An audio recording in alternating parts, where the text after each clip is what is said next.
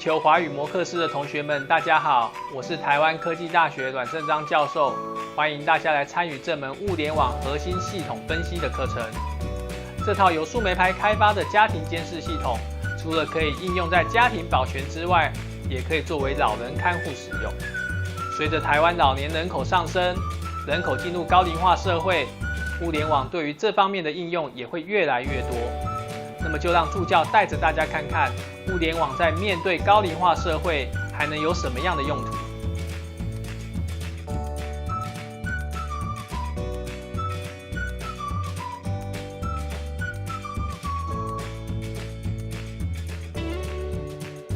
这节课我们要分享3个 IoT 对于老人看护的实例，希望能启发各位同学一些想法。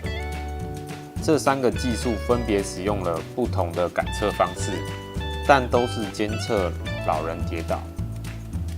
在65岁的10大死因中，其中之一都是跌倒。老人跌倒后，往往活动力与生活品质会下降，除了可能身体受伤和骨折流血外，也可能产生心理阴影，使得老人家不愿意外出，导致身体变虚。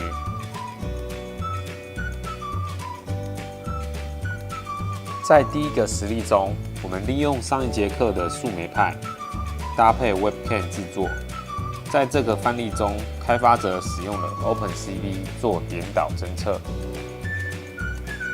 在示范影片中，可以看到示范者站着、坐着时都会被框出。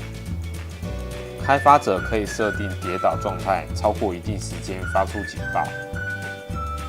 树莓派中有支援 OpenCV。有兴趣的同学可以尝试将实现在树莓派上。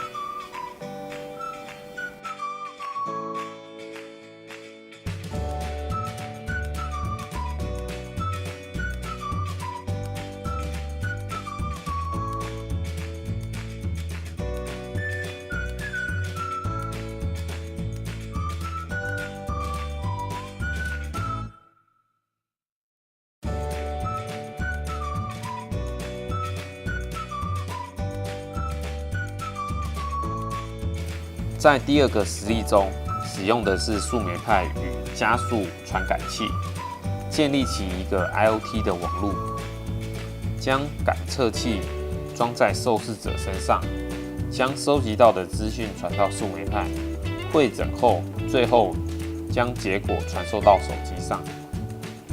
这个方法可以减少摄影机的死角问题，但是可能会造成穿戴时所造成的不适感。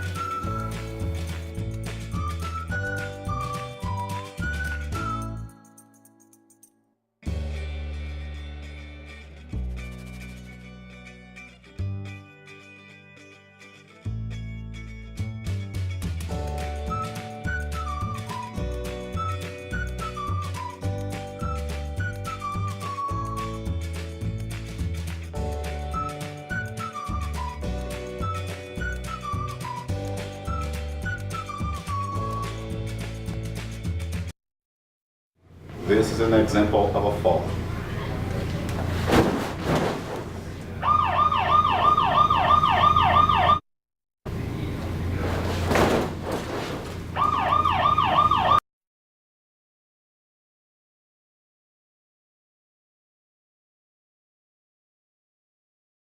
Every year, 2.5 million.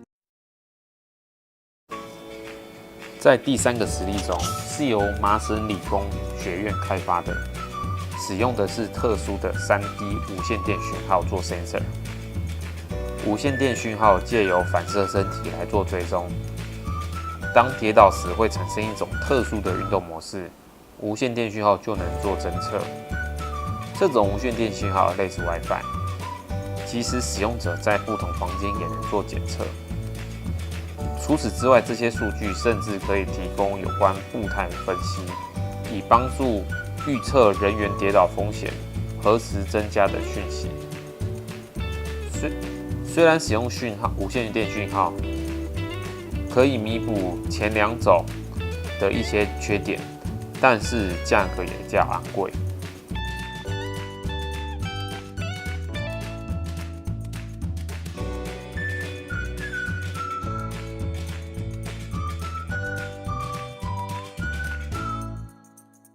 elderly people are treated in emergency rooms because of falls. 9 out of 10 falls occur at home, and frequently when no one else is around. Fall-related injuries are often a catalyst for a transition to an assisted living facility, which costs on average in the United States $91,000 per year. A new device developed at MIT can help. Introducing Emerald, a modern fall detection device for caregivers and the elderly.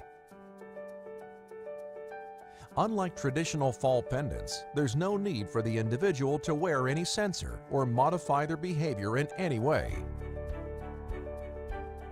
Emerald tracks the 3D motion of a person from the radio signals reflected off their body. Emerald works even if the person is in a different room than the device. Emerald sits in the background and alerts you by text, phone, or email if it detects a fall in your parent's home. Emerald is intelligent and can display changes in mobility over time to help predict and prevent falls and identify when quality of life is changing. Emerald, modern fall detection for caregivers.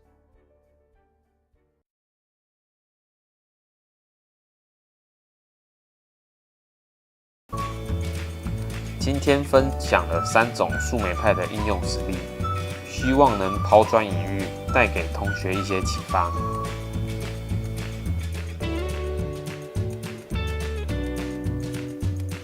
谢谢助教的介绍。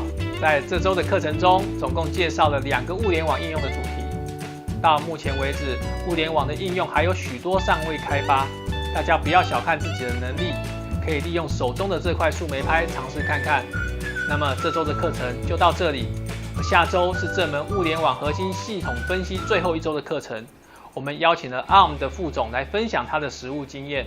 那么各位同学，我们下周再见。